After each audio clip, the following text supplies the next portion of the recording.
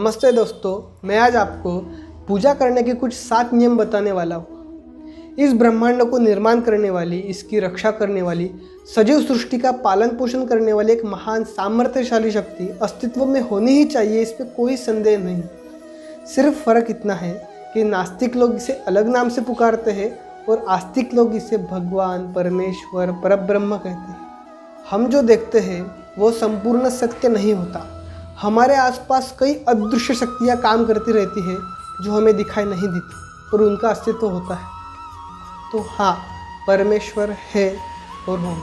सगुण रूप में भगवान अत्यंत दयालु होते हैं। सिर्फ उनके भक्ति से ही भगवान हम पर कृपा आशीर्वाद देते हैं। कृपा का अर्थ होता है भगवान हम पर सदैव प्रसन्न रहे। पर भगवान हम पर कब प्रसन्न रहेंगे? जब हम उनकी नित्य पूजा उपासना करेंगे। स्कंद पुराण में ये कहा गया है, भक्त्या वा यदि वा भक्त्या कलौ मुक्तिम वाप्नुयात्। इसका अर्थ होता है कलयुग में जो कोई मनुष्य रोज नित्य पूजा करता है उसे मुक्ति प्राप्त होती है, फिर चाहे उसकी भक्ति हो या ना हो। मतलब देखिए, सिर्फ पूजा करने से आपको मुक्ति मिल सकती है।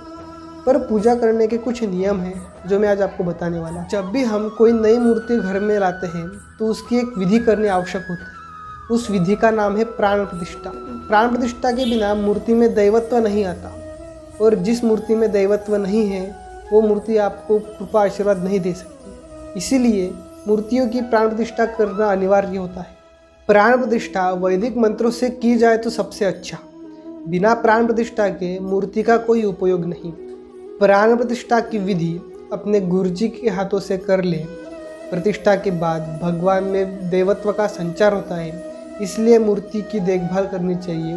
उसमें रोज़ अभिषेक और पूजा करनी चाहिए। अब मैं आपको मूर्ति की ऊंचाई, मूर्ति के प्रकार और मूर्ति किस दिशा में होनी चाहिए ये बताता हूँ। घर के भगवान की मूर्ति 6 इंच से ज़्यादा ना हो, मतलब अपने इस हाथ से ज़्यादा ना हो। इसके बाद भगवान की मूर्तियाँ पाषाण, रत्न, सोने, चांदी, तांबे, पीतल, लकड़ी या मिट्टी की होती है। कुछ मूर्तियाँ स्वयंभू भी होती है। मूर्तियों के 2 प्रकार होते हैं, पहला चल और दूसरा स्थिर।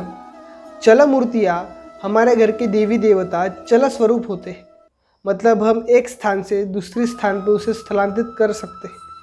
पर स्थिर मूर्तियाँ प्राण प्रतिष्ठा के बाद एक ही जगह स्थिर रहती है, जैसे हमारे मंदिरों में एक ही जगह स्थिर होती है। चलिए अब हम 7 नियम के बारे में बात करते हैं।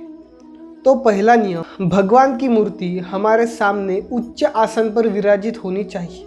मूर्तियों के मुख आमने सामने ना हो, मूर्तियों के मुख दक्षिण दिशा में भी ना हो। देव पूजा में घंटा बाईं तरफ और शंख दाईं तरफ रहना चाहिए। शंख और घंटी के अलावा पूजा ना करें। कई बार मैंने ये देखा है कि कई लोगों के घर में शंख होता है तो घंटी नहीं, और घंटी होते तो शंख नहीं। पर ऐसा ना करें। आपके घर में दोनों ही वस्तु होनी चाहिए और उसकी नियमित रूप से पूजा भी करनी चाहिए। में पानी भरकर रखना चाहिए और उसे नीचे नहीं रखना चाहिए, उसे उल्टा भी नहीं रखना चाहिए, उसे सीधा ही रखें और उसमें हमेशा पानी भरकर रखना चाहिए। भगवान के दाईं तरफ घी का दिया हो और बाईं तरफ तेल का दिया होना चाहिए। पूजा करने से पहले हमें मस्तक पर गंध, सिंदूर, भस्म, कुमकुम तिलक लगाना चाहिए और उसके बाद ही पूजा आरंभ करनी चाहिए। और विशेषतः आरती करते समय या दिया लगाते समय हमें शुद्ध घी का दिया लगाना चाहिए, वनस्पति या डालडा घी का नहीं। इसका ये कारण है कि घी का दिया लक्ष्मी प्राप्ति के लिए अत्यंत महत्वपूर्ण माना गया है। ऐसे कई नियम हैं, पर मुझे लगता है कि ये 7 नियम आपको उपयोगी हो सकते हैं। इसके बाद वाले वीडियो में हम प्राणायाम और संकल्प का पूजा पाठ में क्या महत्व है इसके बारे में बात करेंगे। तो ये वीडियो आपको कैसा लगा ये कमेंट बॉक्स में बताइए। धन्यवाद।